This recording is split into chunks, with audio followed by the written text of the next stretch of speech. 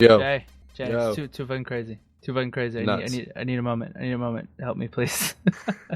We ain't got a moment. We are what, 10 minutes after the end of the episode. This Yeah. was nuts. Yeah, hour 20 till Rick and Morty. All right, let's jump into it, guys. PvE episode 28. Wow, man, we're coming off the fourth episode now of Fourth season and 7. greatest episode thus far.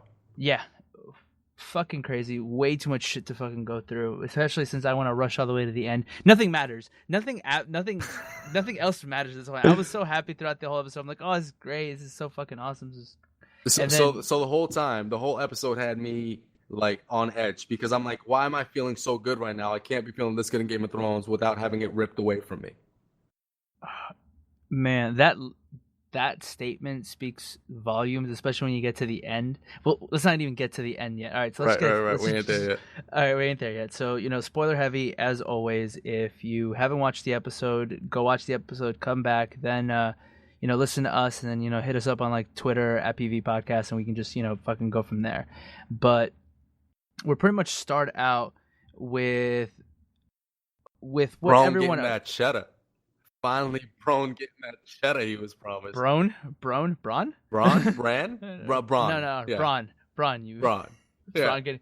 You know what? Fuck it. We don't even need to get into that. Irrelevant. That's such a minor thing at this point. Move on Move on to the first real important thing, the family reunion. What we have been fucking working towards for goddamn seasons. We talking, yo, when was the last time these three people have been in the same vicinity and actually know of it? Like, know that they're next to each other? Season 1. Oh my Season 1. God. Bro, we're talking about Sansa, Arya, and fucking Bran Flakes over here. All right? Yo, Bran is so creepy though. Yo, he died in the cave. What? Yeah, he died in the cave. Legit died in the cave.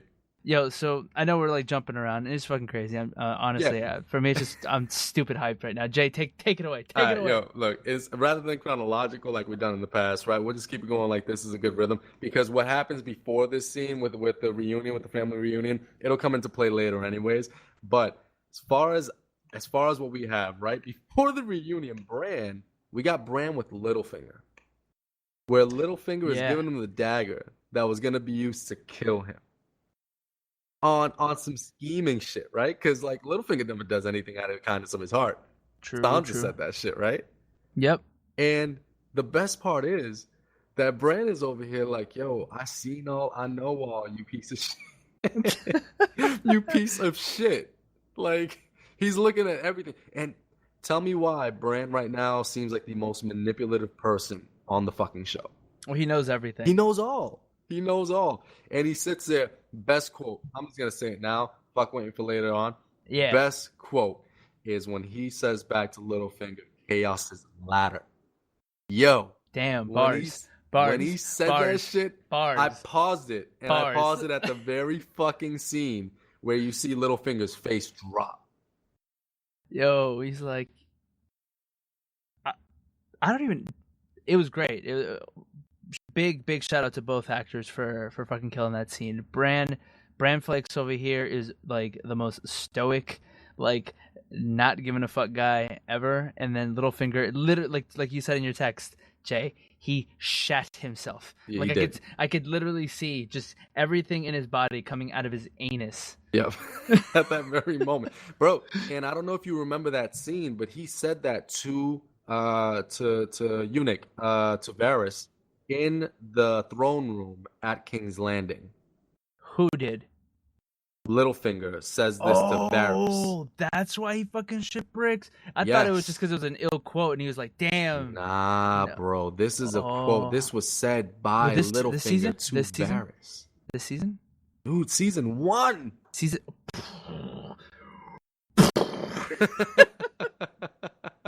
Yo, chaos is a ladder is the sickest quote that he said in season 1, and Bran just snatched that shit up like bars. See, bars. Bars. Yo, now be honest, man. For me, the hardest part about remembering a lot of these quotes is how quickly I watched all the episodes. So it just happens so fast. There's way too Right. much information to take Right. in. No, I hear you. I hear you. And you didn't have time to process that quote, Not even. like have a whole week to just think of that quote. Yeah. Oh I hear God, you. bars. But before I forget, right? I just want to Yeah. get right back into that room right after Littlefinger walks out and Homegirl walks in. What's her name? The one who like has been with him throughout this whole time.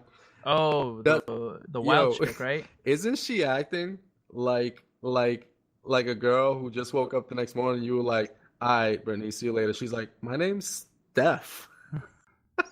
Wow. The fact that you picked that name. The fact that you picked that name. The fact that you picked that name. Shit, dog. Why worlds are colliding. George Costanza said it best. Worlds are colliding. Yo, no bullshit though. Her face is like not even, dog. I look at it as like well, actually kind of to your point, right? It's almost like that girl you've been kind of leading on a little bit. And then you smash, and you're like, "Hey, girl, cab fare's over there. There's a gift basket for you too." Yo, she's like, but like, my brother died for you, bro. All you gonna say is, I'm sorry. Like, I'm sorry. What do you mean, I'm sorry? I mean, I don't know what else. I don't know what she was expecting from him, though. Any idea what the hell? I think she was expecting him to be like. Because I think she likes him. I think she's like, I mean, they've been through a lot, right? So I'm pretty sure she's like into him, right? That's why we keep getting these feelings or this sense of like, you know, the whole like attached girl hooking up with some dude type vibe, right? So it's personally, like, I never got that feeling up until that episode there. Honestly, I know that. No, I get that, but I'm saying like that scene itself. That's what it feels like to me. It feels like there's a girl who's really attached to a guy emotionally, right? Not clearly, no legs may not have any activity going on down there. She might be a fucking flat pulse, but I'm thinking she was expecting something along the lines of, hey, you know, like, we've been through so much. Don't leave. I need you here. He was like, deuces, girl. Take it easy. Make sure to take one of those warm robes from the north. We make the best warm robes. They got the leather exterior. Don't worry, I got a gift basket. It's in one of those. It's in one of your gift baskets. Damn, he pulled a Drake on her, dog. Yeah, Drake, not even. Jeter. Derek Jeter used to give girls. Jeter used to give gift baskets, man. Oh, God. God. You know, how fucking hilarious would that be? You got like a signed ball. You get your box blown out. Shoots up the club. You got a fucking signed ball. A signed 8.5 by 11. Speaking of box blown out, Ari.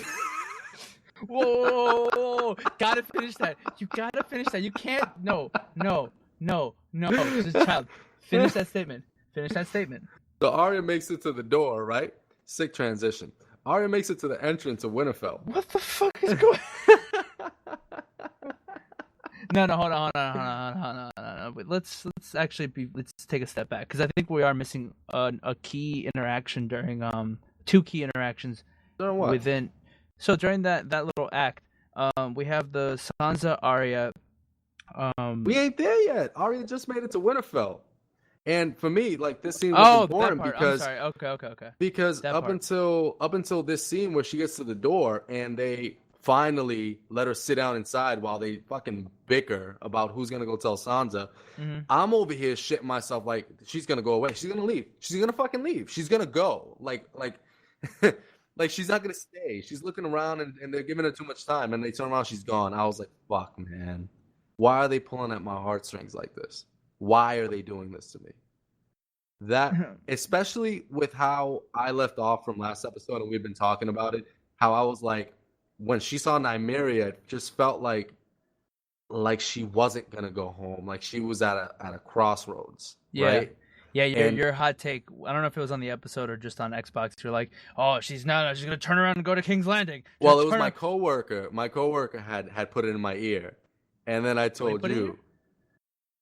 But I don't know, man. I was nervous, and what did I text you? The first thing I texted you was like, I really hope Arya goes home today. Oh yeah. Oh man, and we got it, and we fucking got it. Oh, so good. We really did. So good. We really did. And you know, I enjoyed it. Like I enjoyed the whole intro. Like not intro, but like reuniting Sansa and Arya. But I didn't feel anything from it. No, that's the point though. You're not supposed to, because they never liked each other. Sure. Yeah. No, you're right. They never liked each other. So I thought they made it perfect. Like I won't take credit for this. This clearly came from the behind the scenes stuff that happens after the episode. But the one of the creative guys was explaining how when they wrote that episode, that scene, it was supposed to be, two people, like, when you run into someone who, like, you kind of casually know. Acquaintances. Yeah, you're like, hey, what's good? Dap up, chop it up for like a little bit, but then you're like, yeah, we weren't really cool. We were like real cool with this other guy. Oh, look, it's this. Hey, yo, it's Ned. Hey, Right. hey, look, yo, it's Big Ned. Right. Yeah. Hey, let's talk about Ned. We shared a dad, right? Hey, yeah, let's talk that's about right. We Ned. were in the same womb.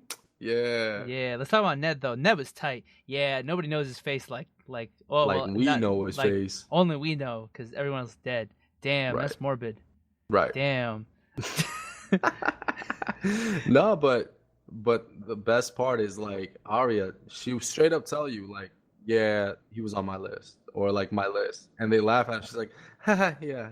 She just Yeah. laughs back, like, Yeah, like it's no real. Seriously, take me seriously. Like, no, not even like take me seriously. Like, haha, that's my weapon. Nobody actually believes me. That's a weapon to her, It is a weapon to her, but I think she felt a certain type of way when Sansa didn't believe her. Yeah, there was like this laugh, this like, hey, yeah, and like gave her a side eye. So Yeah. man. It wasn't necessarily because I see what you're saying. Like, if it's anyone else but her family, I think she gets the whole like, yo, this is a secret I'm gonna keep from you. But the fact that she's like almost like, hey, you're just almost treating her like a kid again, right? She was like, I feel like she felt a certain type of way. That's why the scene with Brienne of Tarth happens later. I feel like it's a way for her to show her. It'll be like, look, I'm not fucking about. Yeah.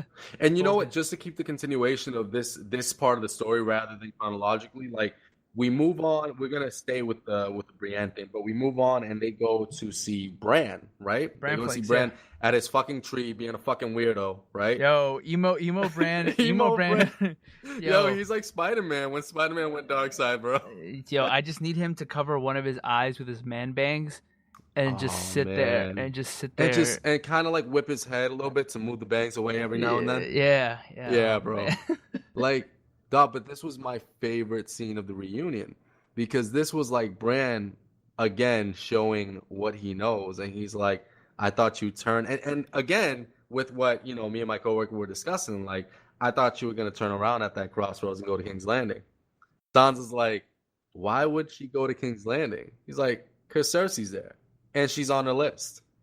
She's like, wait, what? Yeah, how you know about the list? Both of them. Arya's like, yo, how the fuck do you know about my list?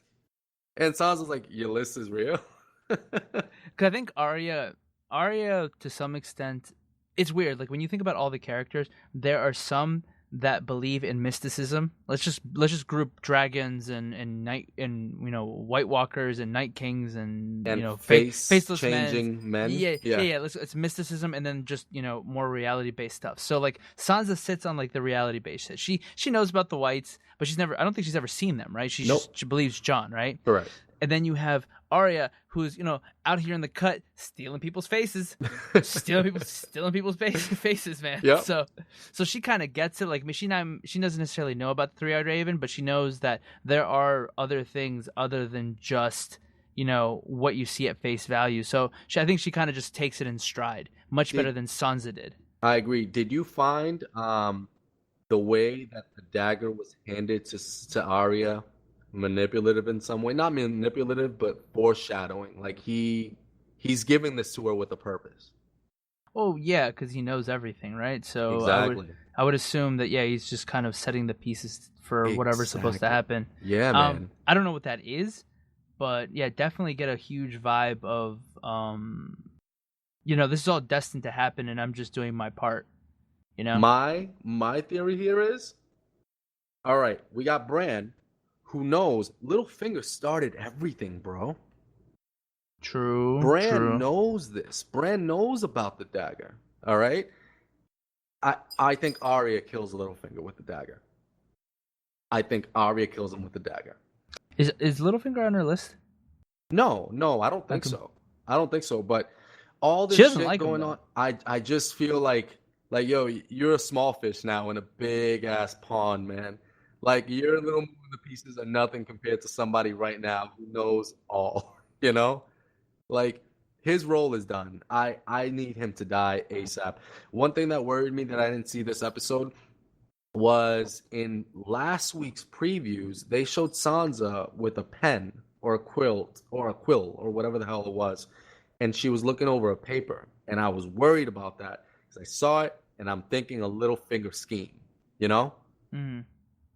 So, and it didn't happen this episode, which was strange because that was last episode's, like, you know, setup for this episode, and it wasn't there.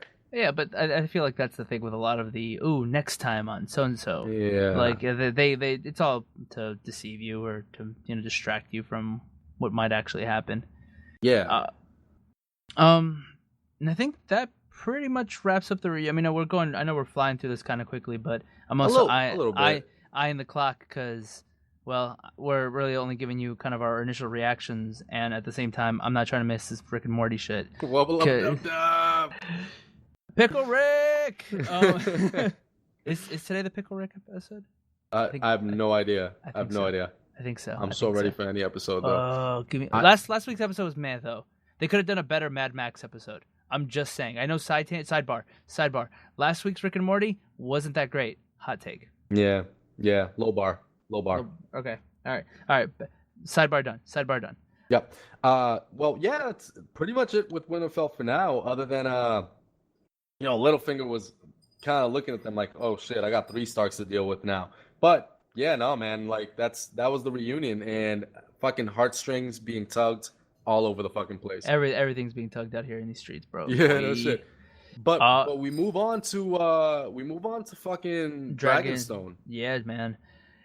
One critical thing, 2 big things, 3 big things. Let me hear yours. Yeah, go 3 for big it. things. 3 big things. One, whatchamacallit, fucking the cave paintings I thought was a really cool way of sending the message of this is real. Right. Like this is like a big deal to Dany without really it coming from anyone else, right? Like this has been under your feet the whole time. Like right. Unless she's gonna go out here and think like, John carved all this shit just to convince her. But it's pretty solid proof that artsy motherfucker, this guy. Crafty as fuck. Crafty bitch. But it was actually cool. I did really like it, and it was also very reminiscent of a lot of the stuff we see in real life, right? Where we find early man and the things that kind of spark our curiosity of UFOs and other gods and all the other shit, right? The unexplained. Sure. So I thought that was really cool. I think it was a really good way to introduce or to reinforce John's point in a way where it's not like, hey, I'm gonna bring you up to the north and show you one for real. This is almost kind of like getting some kind of third party confirmation. So that's one.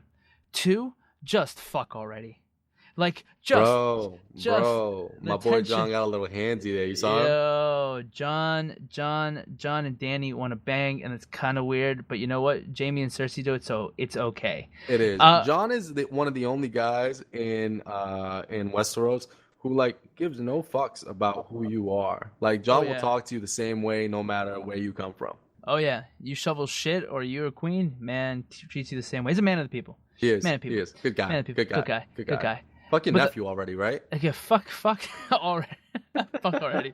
I just sent you that text. I was like, man, just fuck already in that cave already. Right. But the last thing that actually really bothered me was Dany, and this part actually, the third part actually bothered me, was Dany being in awe of the dragon glass. First of all, it didn't look all that cool. It was just it's just obsidian. Yeah. Like obsidian is a fucking rock. Man, I could bust a nut and it would land on obsidian. Like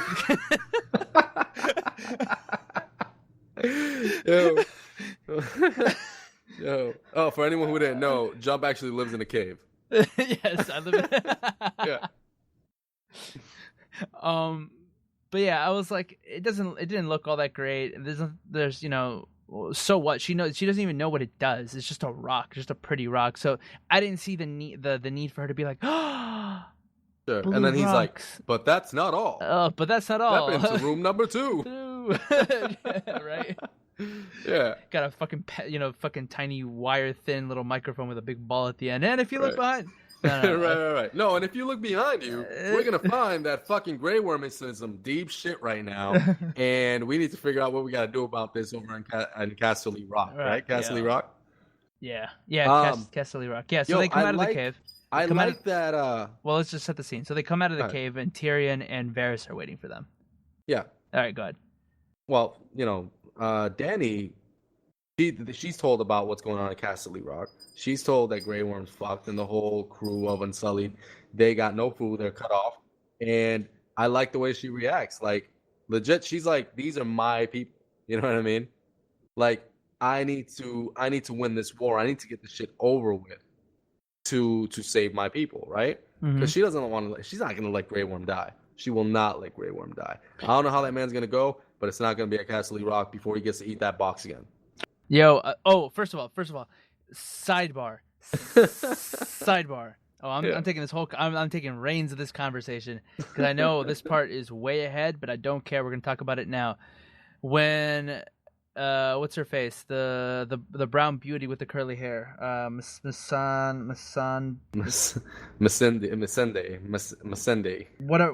Whatever her fucking name is. Yo. Missandei. There you go, Missandei. When she says he did many things, he ate the butt, right? He went all over the place. Yeah, okay. He was all over it, bro. One does not refer to. Well, actually, I think this was before. I don't know where this part happened, where they talked about it. It doesn't matter. It was before. Oh, it was before. Fine, but whatever. It needs to be said that Grey Worm both eats box and butt. Oh yeah, he worshipped the whole temple. He all of it. All of it. Blessed are the ones that eat the butt, for they are the ones who the kingdom belongs to. Oh shit, that would be the Unsullied. That would be no. That's why they're Unsullied. That's why they're Unsullied. Yeah, because they're sullied all over. Wild shit, man. Wild shit. But yo. Dany, she's full of fucking tricks. Not tricks. Like, she just looks over at Jon and like, what do you think? Who the hell is Jon? Why are you asking him? Yeah, I didn't like that. Why does she trust Jon? She just spent a very sexually awkward, It's not out of character for her. I'll give him that. It's not out of character for her. She gives trust to people, and she gets it back because she trusted them when they didn't like earn it. You know what I mean? Yeah, but I don't know. They're clearly at odds. Like, it's not where, like, I look at it from the perspective of, like, everyone else she's given trust to, right? Yeah.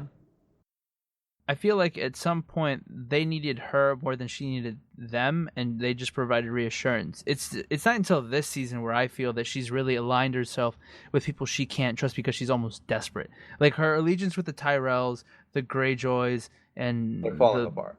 Yeah, well, they're falling apart, but they're also they're the relationships where they equally need each other. And I don't know, it just seems like with everyone else she's like Tyrion. Like, Tyrion really had no purpose other than, I guess, what she's offering him. Like, she's like, okay, yeah, I'll take this because I got nothing better. Right. I don't know. For me, it just seems like she's just putting her trust everywhere, and I don't like it. And it just seems really odd. She almost desperate. I guess. One thing I disagree with is that they're not at odds. They're fighting two different wars. They're not at odds. I would consider that at odds. Like, they are literally on. Like, it's not like where they fundamentally disagree on a value. They fundamentally disagree on what's most important, and that's being at odds. That's like you saying that, like, say we have $100 like to spend between you and I on food, and you want to go get Chinese, and I want to go get Taco Bell. I look at it like that. Like we are like there's a pool of resources, and we are at odds at what to do with them. Oh, okay. I look at it at odds as in, like, there's one last bowl of white rice and teriyaki chicken, and you want it, and I want it, but only one of us can have it. Ah, okay. No. Okay, yeah, fair enough. Right. But I get your point.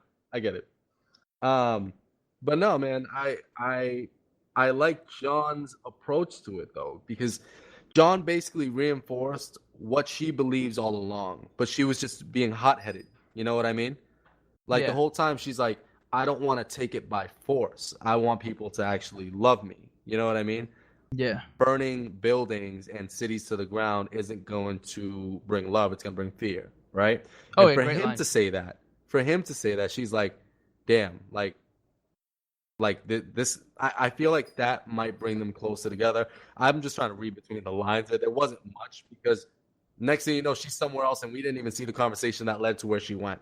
But before we get there, Before we get there, well, actually, let me add on to your point. So I think you bring up a good point that I didn't really consider until just now. It could have been just a test to see, how if he truly is a man of, because he keeps giving this perception of, I'm a man of my people. I'm here for my people. Yes. Whatever, right? And that his response really does reinforce his values as a man of his people. Not just his people, though, but for all of Westeros. Right? Because I don't think Jon cares about all of Westeros, though. Like, I won't go as far as to extend it for all that. I think he's just trying to show, from his perspective, look, the people of the North are my people.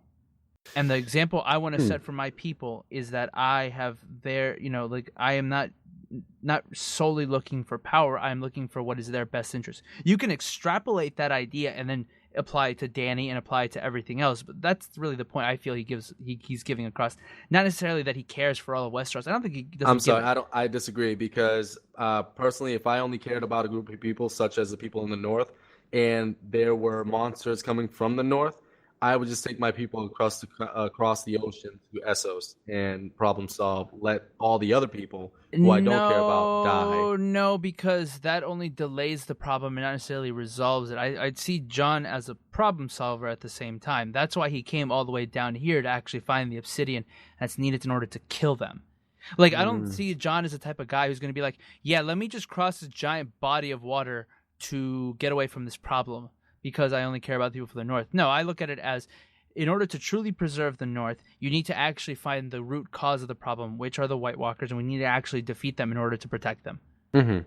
That's the way I look at it. I agree with you. I would say if he could definitively, without a shadow of a doubt, say to himself, yeah, if we cross the sea, we won't ever have to deal with them. Yeah, maybe it's an option. But I honestly think it's more along the lines of, if you leave this door open, it's going to present itself again. See, the way I saw it is because of other conversations that he's had in the past with leaders, where he says, if we don't kill these fuckers in the North, there will be no kingdom to fight for. Again, that's more to play to their desires, not to his own. I agree. That's but what I extrapolate from that is that he's not only looking out for the people that are around him, that surround themselves, that he surrounds himself with, but for all people that could be in danger and can't defend themselves. I honestly think that's just more of a manipulative statement to make, to tap into the other person's desires, right? So it's like me telling you, I've never known him to be manipulative, though. No, but it's manipulative in this. Everybody's manipulative to some extent. It's just a matter of conversation, right? So that one of Jon's strongest attributes, other than being a fighter, is his ability to speak. He has very strong soft skills. So the way I look at it is, it's not necessarily being manipulative in a negative way. It's appealing to someone else's desires. It's like me telling someone else, hey, you have nothing to rule if everything is dead. That doesn't mean that I care about those who are going to die. That means that I want you to join my cause because it benefits you in this way. It's the same way every corporate person, it's a win-win situation, right? You see that in the business world all the time. It's not because you care about the interests of another group. It's because you want to understand what's best for your group.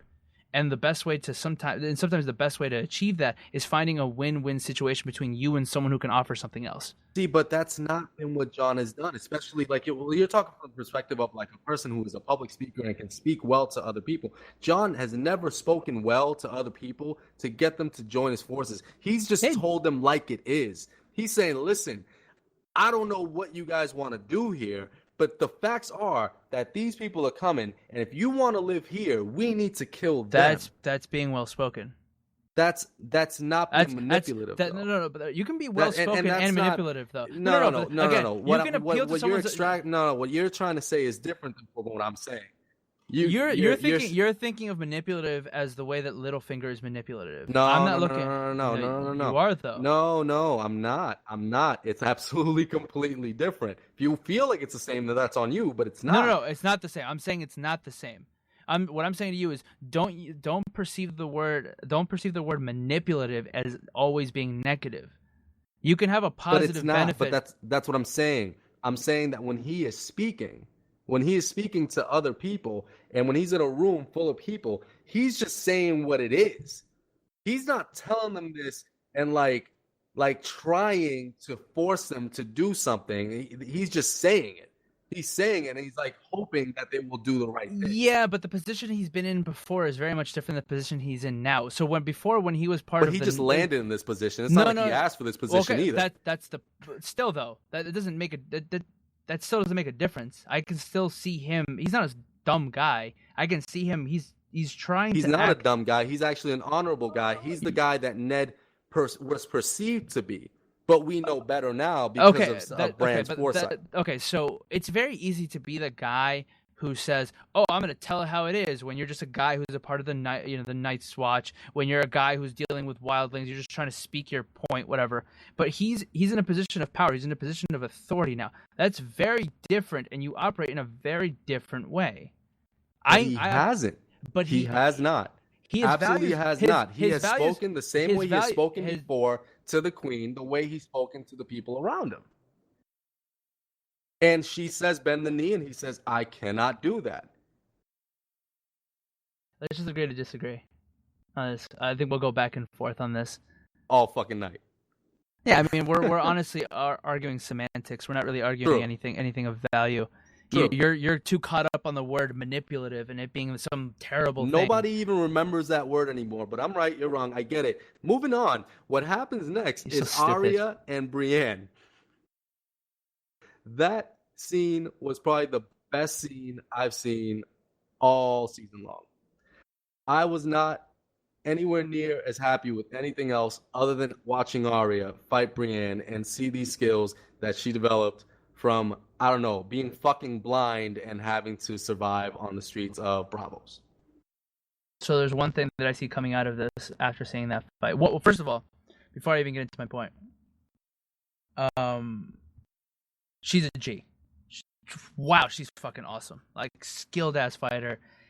Made one of the best swordswomen. Woman. You got it. Whatever. In the Seven Kingdoms, kind of looks stupid. Yeah. But that same cocky attitude is gonna get checked at some point. That's my point. That's the point I was leading up to. The way she got kicked in the fucking chest kind of signifies that. Yeah. Yeah, right. Because she's sitting here with like her. It's almost like the dude that she was trying to learn from, the guy with the wooden sword. Yes, him. Yeah. Same way, right? He kept on trying to tell her, to kind of humble herself, right? Mm-hmm. And he kind of died in not a similar vein, I mean, because he tried to protect her, but he was very flashy in the way he kind of went out, right? And he kind of died for it to some extent, I feel. Yeah. A lot of theorists would argue with you on him dying because we never saw it happen, and everybody was under the impression that he was a faceless man and that he's actually jacking whatever his name is, who was the faceless man who helped her at Braavos. Oh, interesting. That's a big theory. We never got any verification on it. It is what it is, honestly. At the end of the day, Arya has become like thick with them sword skills. She's god tier. But when though? But when? Right? Because she was still struggling with another girl who was a faceless woman, right? Like when did this happen? Has she just been killing every baddie all the way down here and like learning every single day? Maybe she's committed to her craft, man. She seems like a person who's driven by a purpose, right? So if she's still driven by the need and desire to want to kill everyone on her list, I think that'd be enough of a flame to keep her going and kind of enhancing her skill sets, because she knows that the people that she really needs to, in order to get to the tippy top of her list, she needs to be like on fucking point. You know what I'm saying? Like, it's not. Yeah. But I agree with you in terms of the pacing and what we've seen between last season and this season. Yeah, it's a little bit of a stretch, but I think you got to suspend your disbelief for a little bit. Right. She was just getting it in while, as in working on her sword fighting skills while we were in the season break. Yeah. it's too late to. I think it's too late to be worried about like what she left behind. Like I don't think it's gonna come back to haunt her. But I don't know if it's fine for just a rogue person to use the skill of the Faceless Men. Like I have no idea. It's just something that came to mind where I'm like, is she just walking away from this scot-free, like everything's all good, and she's just developed these new skills and she can use them whenever and it's fine? I would say it's probably going to be one of the loose threads at the end of at the end of all of this. But you're absolutely right. I don't think any Assassin's Guild would be okay with their craft just being, exploited like that. Right. And Like not for their advantage, not to their profit. Well, no, not even to that. Against their code. Sure. Oh, absolutely. Like if anyone who's played any type of game where assassins are involved, there's always a code. There's always a way you operate, right. to maintain the integrity of that craft. Right. And she's clearly using it to her benefit. It's almost like martial arts to some extent, right? The idea is always to use it as a defense mechanism, as a way of reacting to something versus, using it offensively for the most part, right? So it's or not. I know not all martial arts are like that, but a lot of it, like the traditional ones, right? Aren't they usually based in defense and not necessarily aggression? I think they're all based on movies anyways, but yeah, I agree with that being the concept of most of them. Yeah. So I would expect that, a group of assassins would be sitting there like, hey, yo, there's this like little twerp running around doing our shit for, and kind of violating the code. But also at the same time, who's the Council of Assassins? Because we always saw like two people living in this big ass house. and by the time we left, it was literally just one. Like, I don't even know. Like, what's your lifespan, bro? Are you like really, really old or something? Or is everyone out of the office all the time? Yeah. Is he the god? Is he the faceless god? Who knows? I don't know, man. I don't know. But that was like the peak for me of this episode. Everything else after this episode made me nervous and made me want to shit myself. So, no, go ahead. Well, what led up after this? What led to the final scenes was our boy before that. Reek. So before that, I thought you were gonna jump into the Arya Littlefinger exchange. I'm curious as to what that means. What exchange was it? Where once Arya fights Brienne of Tarth, or does her sparring battle. That look. Yeah, it was almost this look of like she gives that look often when she's clearly is discontent with someone, right? And I've tried to think like they do everything on purpose, right? So she looked at Sansa to kind of show like Sansa like, yo, don't fucking ever think less of me again. But she also stared at Littlefinger. And you know what? I'm glad you stopped me there because as well as this, I have something else that came to my mind, and I'll bring that up after your point. Yeah, I mean, I don't really have a point. It's more of an open-ended question. Anyone who's listening, if you have theories, let us know. Hit us up on Twitter. Because honestly, I don't know what it means. And is it something where maybe it's calling back the conversation they had with Bran Flakes? I'm on the same boat as you. Because I remember a lot of things, like from previous episodes. I've rewatched the whole fucking show like twice. But I don't remember any time where Littlefinger and Arya interacted. And I don't feel as though something was said between Bran and her in a between scenes. Like I feel like it'd be kind of important for us to know, no? Yeah, no, I agree. Like, I don't know what that look was. Honestly, I think it really has to do with what happened earlier on in that episode, where just Sansa's like, he won't do anything without something to his benefit. So maybe she just, she's keen to like, paying attention to details. Maybe that's something she picked up on, but there has to be some importance to it because maybe she kills him and then uses his face at some point. Maybe she sees him as a valuable asset, to a means to an end, right? Maybe a way to get to Cersei, or maybe a way to get to someone else. She'll use Littlefinger because of how connected he is. Maybe that's what I'm looking at it as. Maybe, bro, I'm gonna ride this, and I'm gonna go as far as to say that I was under the impression that she's gonna kill Littlefinger, and then use Littlefinger's face to lead his armies without anyone knowing Littlefinger's dead. Damn. That's a stretch. Ooh. Hot take. No, actually, but Oh, I said Varys, but never mind. Varys is tied to Dany. Never mind. Forget that part. But yeah, the point still stands in that I could see her using Littlefinger as a means to an end. Sure. Fair enough. In that same scene, right? What?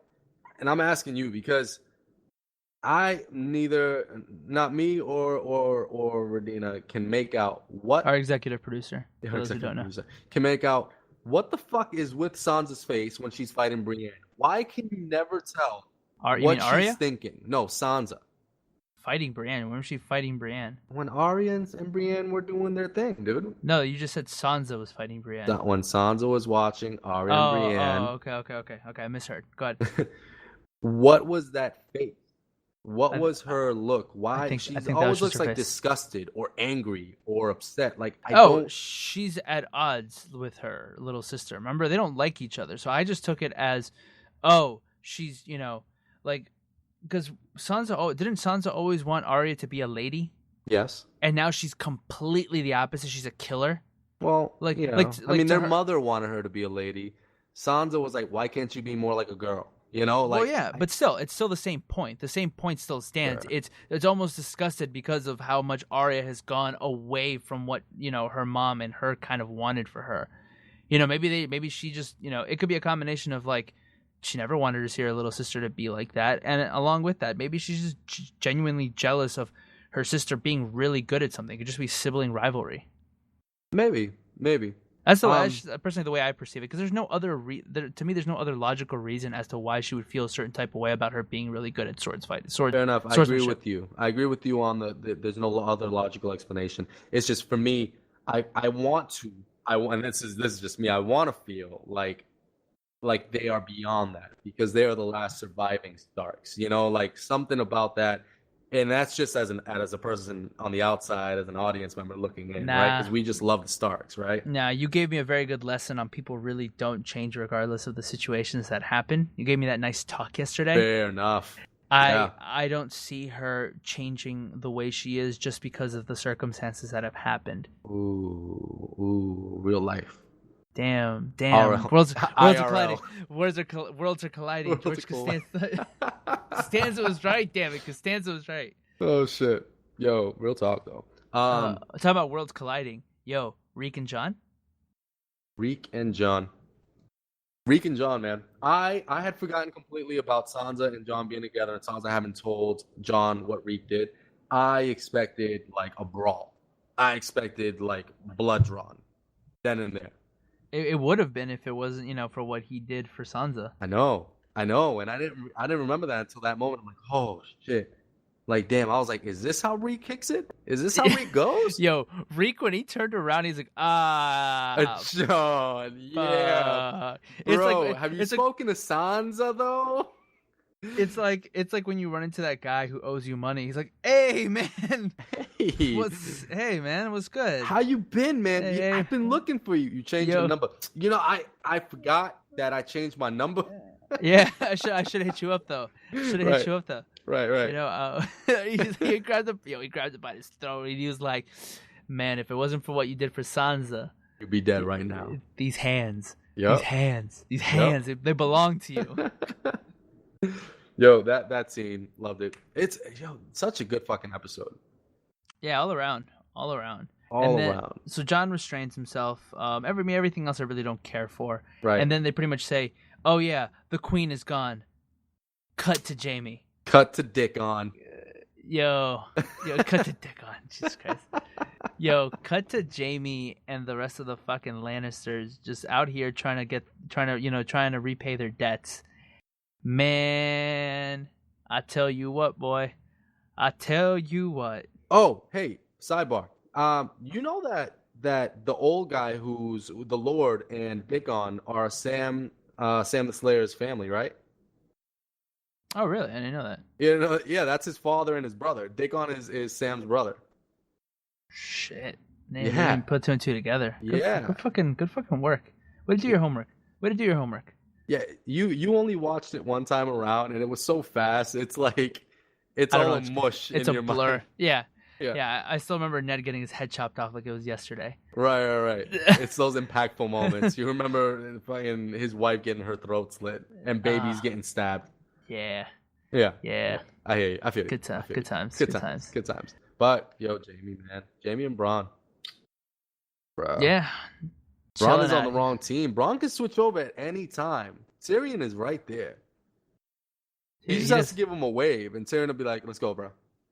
Nah, man. He's a splinter cell. Double agent. Double agent, double, triple, Yeah. quadruple agent. Yeah. Yeah, He's out double, here. double agent. Gotcha. Yeah. Yeah. There's so much happened in like the last half hour, 20 minutes. The last 20 minutes, man, was just a general mind fuck of awesome. It's the action that's been missing these past few episodes that I'm really happy has kind of shown up again. Yeah, man. Yeah, so there's some general banter between whatever Dickface Con. and Dickface and Jamie. Yep. Talking about, oh man, yo, this is my first battle, and Braun's like, yeah, people shit themselves, and he's like, I love how Braun is like not like noble at all. He's just like, Right. yeah, people kind of shit themselves, man, when they die. They didn't teach you that? Yeah, he's like, I learned that when I was 5. 5, yo. Like, Braun, this is no time for this shit, bro. Why you being a bitch? Yeah, Why? and this leads to what? We hear the fucking stomping of the Dothraki horde. Yo, that was wild. That gave me the whole Jurassic Park with the water ripple vibe. Cause I was like, cause I heard it too, and he was just, oh, I'm watching the scene right now. Yeah, Yep. yeah. Braun's like, do you hear that? And Jamie's like, oh, shit's coming around the mountain where she comes. Yep. Shit is coming around the mountain when she comes. Yep. When she comes, yes. As soon as I hear the stomping, man, I'm like, Dothraki horde. Here they come. Like, we haven't seen the Dothraki fight. Like, we haven't seen them at war yet up until this episode. I mean, we've seen battles with them, but yeah, at this scale, no, because yeah, it was crazy once you saw them come over the hill. The horizon, like, yeah, man. Yeah, it's like, oh, there are a lot of them. Spears and shields. Yeah. Spears and shields. Bro, you know what? Props to fucking Lannister army though, because the moment that Drogon comes through and burns a hole through your line, I'm just amazed that everyone else stood there like, nope, this is my job. Like, no, props to Jamie though. Yo, Jamie's dope. My man held his ground, bro. Yo, he pretty much Bran was like, or Bronn was like, get the fuck out of here. You're the commander. He's like, nah, man, right here. Yep. I was like, that's a G move. Yep. I can respect that. But yeah, man, they come over. So I'm watching this live right now. They're coming over like the fucking hill, and it's just like that is just a lot of people. That's just a lot of horses. And it's the way that they come over, which is like there's no formation. You know what I mean? They're barbarians. They ain't about that life. Yo, actually, this is funny enough. This reminds me of in history class. I forgot what war it was, but it was where like guerrilla warfare really started to become an actual viable option, and people were still using the old block sets from like old Revolutionary Wars and stuff. You know what I'm saying? That's what that reminds me of. Like, yeah, we have this clean cut formation. Everybody shields up, spears forward. Gotta make sure we're noble. Gotta make sure these guys are like, we got sickles, motherfucker. Ah! Right. And then we got 2 sickles, motherfucker. Ah! Yo, and just dude hops up on his horse, pulls out his bow and arrow, puts the sickle away, pulls out the bow and arrow, starts shooting. You're like, yo, these motherfuckers, like, they're ready for anything. Yo. And there just aren't enough Lannisters there. There's just not enough. There aren't. Danny looks pretty dope on the back of a dragon, but yo, man, I just watched the scene where he just fucking Drogon just completely just torches these dudes. Yeah, Dracarys. Whoosh. Yo, and again, fucking the cinematography, the sound team, like every time that Danny comes through with her dragon, you hear the same fucking drums playing. Go back and listen to it. You will hear the drums in every scene. I know what you're talking about. I fucking love it every time. Every time. I'll tell you 2 things, man. One, the low, and I'm gonna jump ahead a little bit, but when Braun is trying to make his way to the Scorpion, that low angle that they used, it was very similar to the same angle that they used in the Battle of the Bastards. this very low angle to the ground. Like, it almost creates a sense of panic, right? Like, it's almost like Yep. you're on the ground and you're like trying to look around to see what the fuck is going on. You're Right, like like Battle of the Bastards. Yep. yeah. It was great because you had this nice little, almost like grainy, like whatever, and everything's going around, happening around Braun, and it was fucking awesome. Like, Yeah, man. really good fucking work on whoever helped kind of direct like the scenes and stuff, or the camera work and all that shit. I don't know dick all of cinematography terms, but it just looked fucking fantastic. You skipped a little bit over like after he got knocked off the horse, mind you, with a sickle to the legs of the horse. Yeah. Sickle to the leg of the horse to drop Braun off of the horse. These fucking Dothraki do not play fair. They do at not. all. Yo, it's just sick moves. I'm like, yo, I've never seen him fight like this. Awesome. The Scorpion though. Before the Scorpion, Danny with the fucking clutch ass move, talking about this almost calls back a little bit earlier in the episode where it's like eye for an eye type shit, where the Lannisters have completely taken the resources away from the, what do they call that area? She said the line. She was like, they took all the resources away from whatever area they're on. Yeah, I can't remember. And she immediately goes after the bounty that they have. They're clearly their supply train. Yeah. And she just takes Drogon straight to them and just burns the living shit out of everything. You can almost see in Jaime's eyes, like, we're not gonna be able to repay that debt.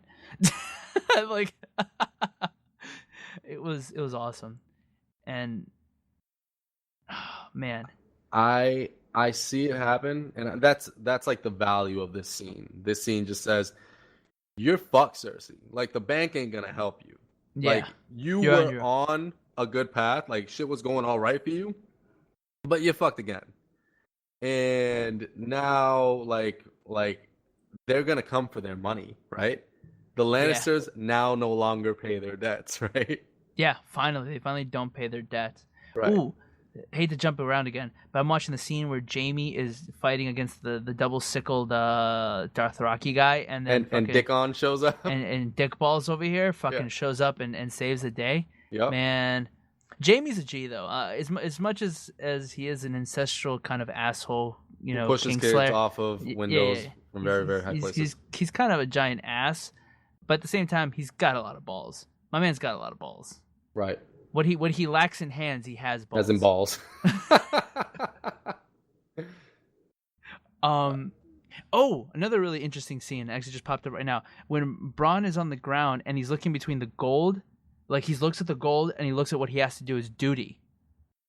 I thought that was very interesting because he's always the sickle right. to his horse, and he's looking at like, damn, he's always been driven by money, always wanted, but it's almost not he has purpose, but it's almost like, hey man, I have there's something more important going on right now. This giant fire breathing iguana is flying around everywhere, and I need to take it out. Yeah, and my question is his drive, his motive. Like, the way I'm seeing it now, I don't see him as a bad guy fighting for the Lannisters. I see him as like, he sees a horde of foreigners in his country, right? This is his home. I don't take it that far, actually. I still think at his core, Bronn is still a selfish guy. I look at it as survival. And the only thing keeping him from surviving is that drag. Because if he leaves a deserter, right, and he has nowhere to go, if he fights and if he tries to kill this dragon, well, that's one less dragon to fucking deal with. And also he has an opportunity to fucking use this shit on a Dothraki, which was fucking wild. Well, I mean, the thing is, yeah, okay.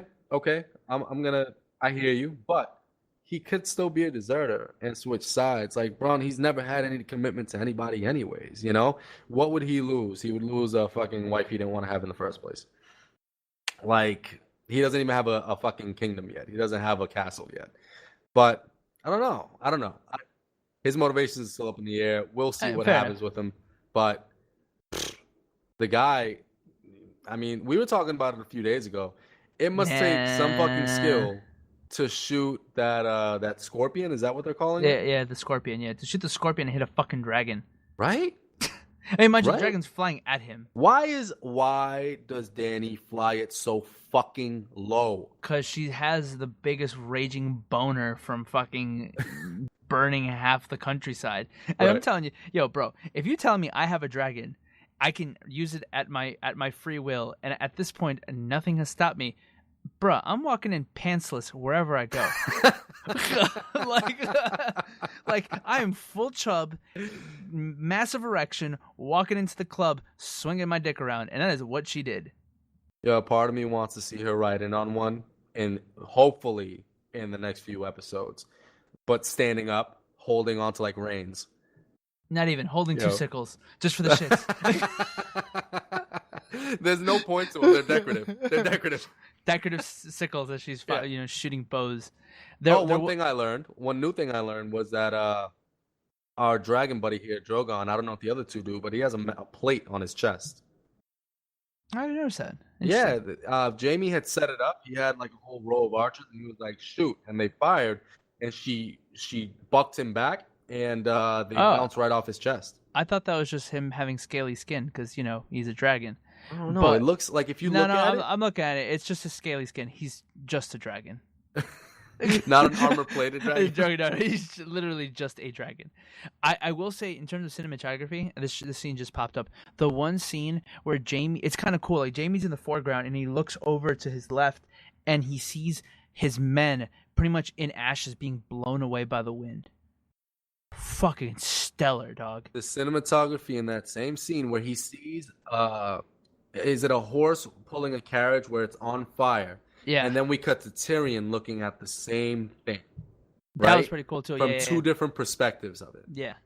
That was pretty cool. Yeah. Oh yeah, so I'm watching the scene where he where Bronn hits Drogon with that fucking, mind you, before I even go any further, it's crazy how many characters are in the scene that I fucking love that I don't want to die. I know. So I was at odds the whole time. All right, so Drogon just got hit. He's fucking falling to the ground, and then Dany and him compose themselves, and he just torches the shit out of that scorpion, bro. And then he lands and is like, "Fuck that scorpion!" Hits it, smashes it. He burns it. Then he lands. He hits it with it when he lands. He smashes it with his arm. With his tail. Yeah, tail, whatever. Yeah. Actually, I just saw that scene just now. Yeah. So Dany hops off. She clearly her baby.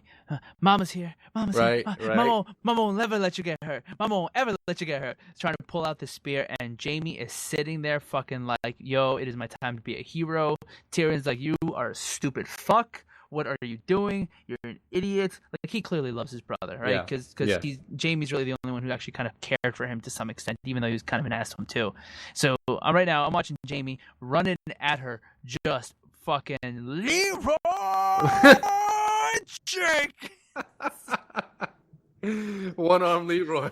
One-arm Leroy. One-arm Leroy, man. Yo, he looked right in the mouth of the dragon. Watch that fucking fire burn, and who saves him? Bronn.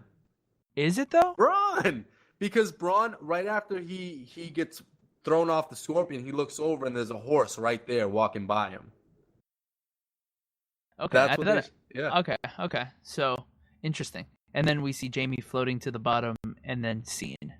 Yeah, like what? That makes me mad. Like, what the fuck is the point of showing me him sinking? Like, he ain't gonna die. Obviously, if he's gonna die, why wouldn't you just let him die with fire in his face? No, I think maybe it's one of the metaphorical deaths.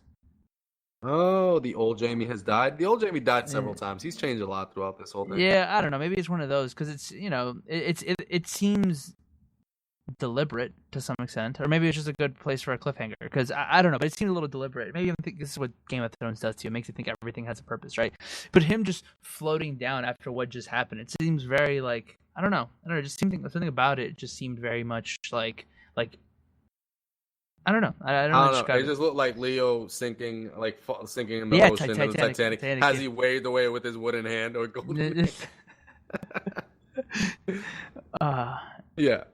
Overall, great episode. Cut to black. Amazing. Cut to black. Fucking great episode. I know we jumped through a lot, but it's 11:09. It's 20 minutes, and I need to take the old deucey deuce before Rick and Morty. So, unless there's anything else you want to talk about, man, I think we need to cut this whole show short today. No, I think we touched on everything. This was pretty fucking good. Oh, one thing we had not touched on that I was kind of upset that we skipped because whatever. But Missandei, she was talking to Onion Knight and Davos and John, And Missandei was like, it was that reassertion that Danny is a real leader that is followed by people who love her, right? Yeah. And not by people who are now her slaves, who were slaves to someone else, Yeah.